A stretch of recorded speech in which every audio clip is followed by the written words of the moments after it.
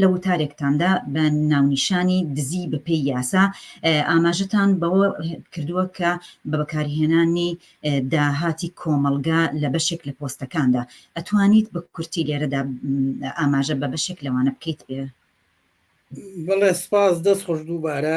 من پێشەوەی جوابی پرسیارەکەی تۆ بۆمەوە پێم خۆشە کە سەرەتا لەسەر گەندەڵی لە عێراقا بە گشتی قسە و باسێ بکەین، یعنی بە کورتی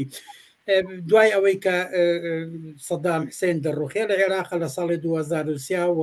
حکومەتێک لەسەر ئەساسی تایفە و قەومی لە عێراقا دروسە بێ لەسەر هەر حیسە و هەر لایەک و حیسەیەک بۆ خۆی دەبا، گەندەڵێکی یەکجار بێشمار لە عێراقا دەست پێ دەکا و بە تایبەتی لە ئەو سەفقانەی دەکرێت لە ڕووی ئەسلیحەوە یاخود دروستکردنی قوتابخانە، خستەخانە، لە هەموو بوارەکانە لەوانەی بە حساب کارەبا و ئەمانە هەمووی دروستە بێ، ژمارەیەکی یەکجار زۆر لەوانە گەندەڵی کراوە. من ئەگەر بە ئەرقام بڵێم و ئەوانە لە دەمی خۆیانەوە لە دەمی دەسڵاتدارانی حکوومەتی عێراقیەوە، بۆ نمونە دکتۆر بەرهەم ساڵح لە 22 ئایاری 2021 دەڵێت لە ساڵی 2023 و هەتاوەکو 2021 زیاتر لە 150 ملیارد دۆلار لە عێراقا دزراوە. و هەروەها لەم بینەشە ئێمە هەمومان ئەوەمان بیست کە لە عێراقا دزیەکی گەورە ئاشکرا بوو لەلایەن سەرۆکوەزیرانی ئێستای عێراق و محەممەد سوودانی کە بە دزی سەدە ناوبانی دەکردووە کە 3 تریلیۆن و 700 ملیارد دیناری عێراقی لە بانکی ڕافیدەین لە ئۆکتۆبری 2022 دا دزراوە. هەروەها سەرکردەیەکی فەتح بە ناوی عائید هیلالی لە ڕۆژی 28 یانزەی 2022 دەڵێت یعنی لە دوای دزی سەدەوە 8 ملیار بۆ 11 ملیار دۆلاری کە دزراوە. ئەگەر ببینین لە عێراقا یعنی ئەو سەروەتەی کە هەیە بەشێکی زۆری بە شێوەی دزین دزراوە. بەڵام ئەگەر جوای پرسیارەکەی تۆ بەمەوە جگەل لەم دزیانەی کە لە سەروەت و سامانی عێراق کراوە، حکوومەتی عێراقی بە شێوەیەکی یاسایی کەوتونەتە دزیکردن. بۆ نمونە موچەی سەرۆک کۆماری عێراق نزیک بە 100 ملیۆن دینارە، جگەل لەوەی کە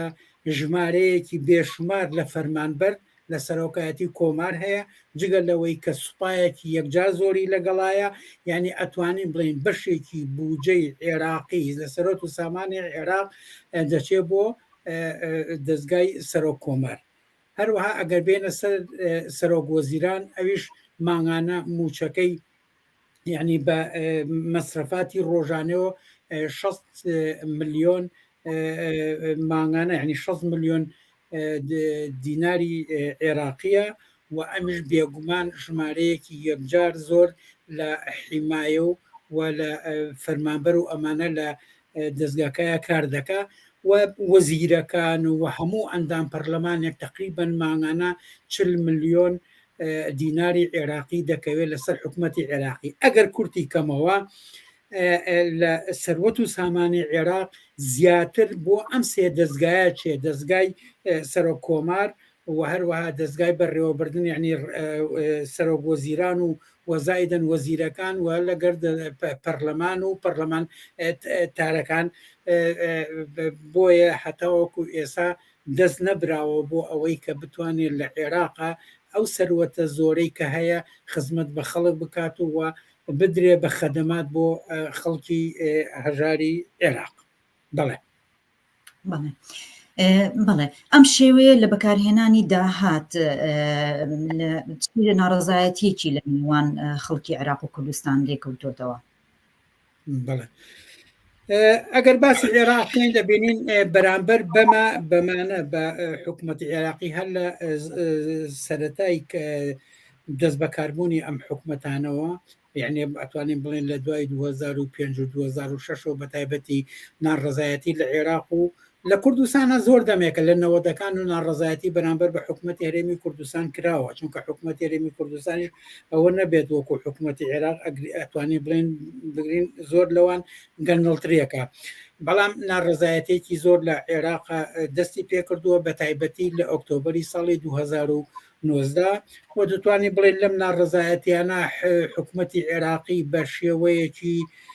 زۆر حتا توانین بڵین درڕندانە جوابی خۆپیشاندەرانی یایەوە و ژمارەیەکی یەکجار زۆر ینی بە سەدانی لێکوشتن و نزیکی 30,000 کەسی لێ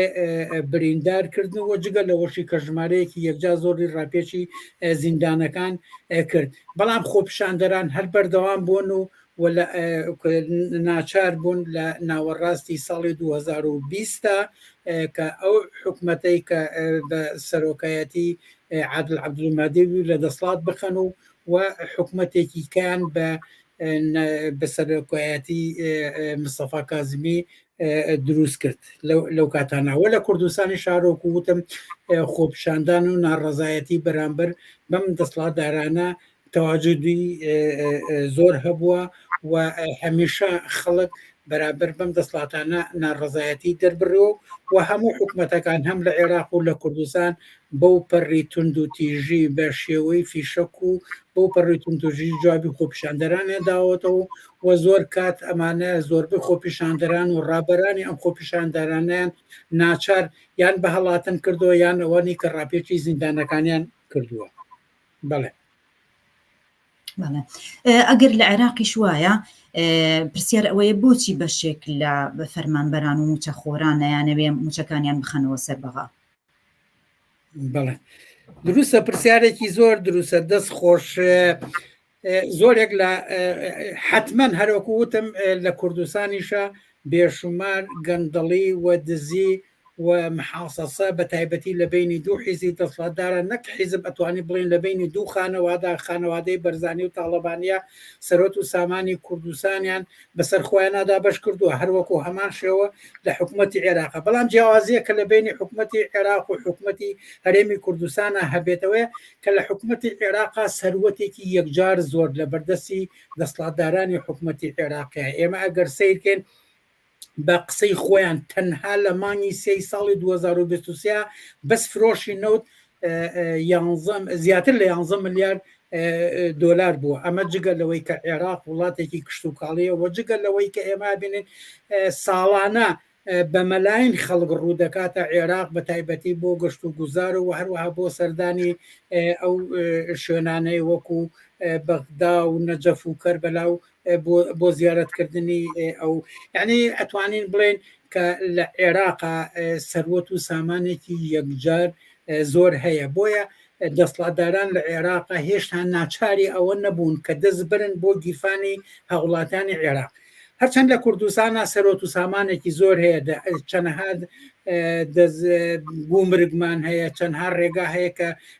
موادێتە ژوورە و ئەمانە گومرگێکی زۆر لێ وەرەگرن و لە ناو کوردستانە چەندەها باج وەرەگرن و داهاتێکی یەکجار زۆر هەیە و جگە لەوەش کە کوردستانیش ڕۆژانە نزیکی 400,000 بەرمیل نەوتی فرۆشتەوە بە قسەی خۆیان و کە زۆر کەسەڵێ زۆر لەوانە زیاترە بەرحاڵ ئەتوانین بڵێن لە کوردستانە سەروەتێکی زۆر زیاتر هەیە بەڵام لەگەڵ ئەوەشە سەرانی کوردایەتی دەستیان کردووە بە گیرفانی خەڵکی هەژاری کوردستانە و دەستیان کردووە بە گیرفانی فەرمانبەرانە ئێمە ئەگەر ببینین لە 2014 جگە لەوەی کە چەند مانگێک موچەیان نایەوە کەوتونەتە ئەوەی کە لێبڕینی موچە و گومرگێکی زۆر یاخود باجێکی زۆریان خسووەتە سەر خەڵکی من کەسێکی ناسیاوم هەیە خریجی کولیەیە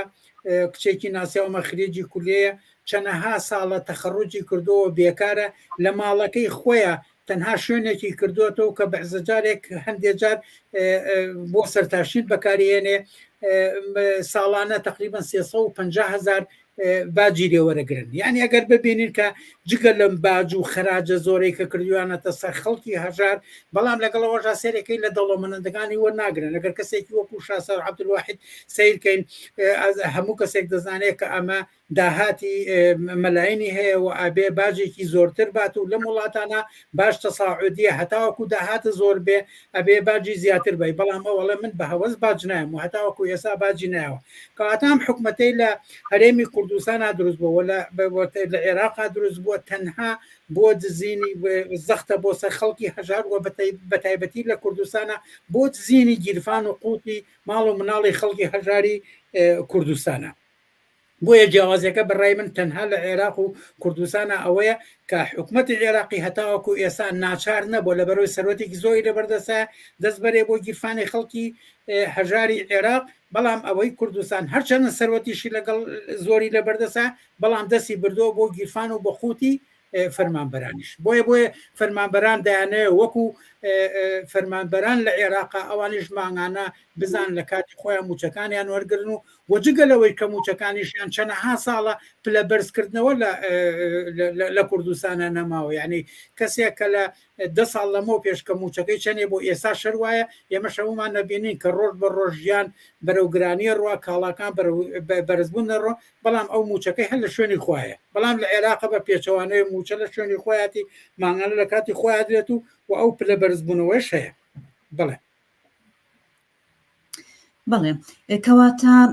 ڕێگە چارە یا ڕێگەی ڕزگاربوون و گەڕانەوەی داهات بۆ کۆمەڵگا بە بڕوای تۆ چۆن نەتوانێت بە ئەنجام بگات؟ دەست خۆش بەڕاستیەکەی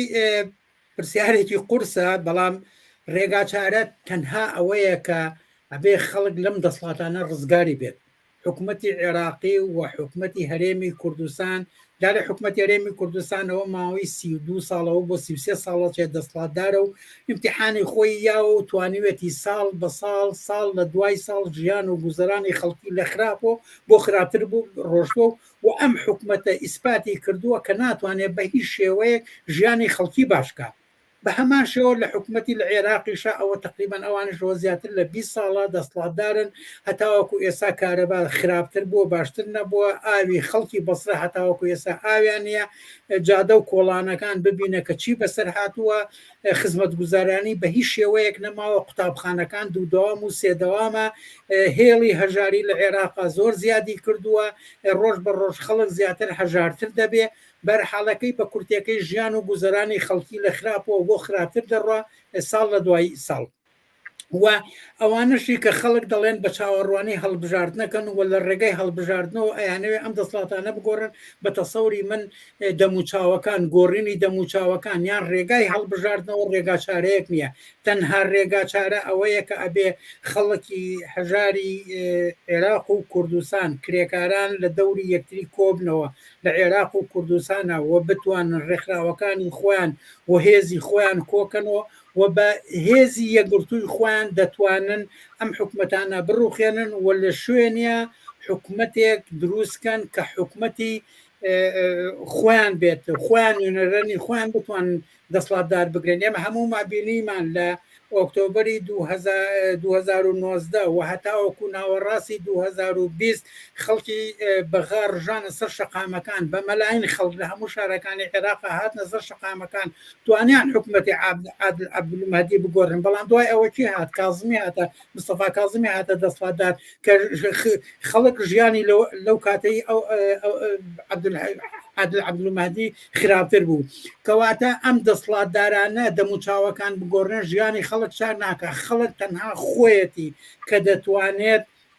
ژیانی خۆی مسۆگەرکە. ئەگەر خەڵکی کوردستان و عێراق دەیانەوێت موچیان لە کاتی خۆیان بێ، دەیانەوێت ژیانیان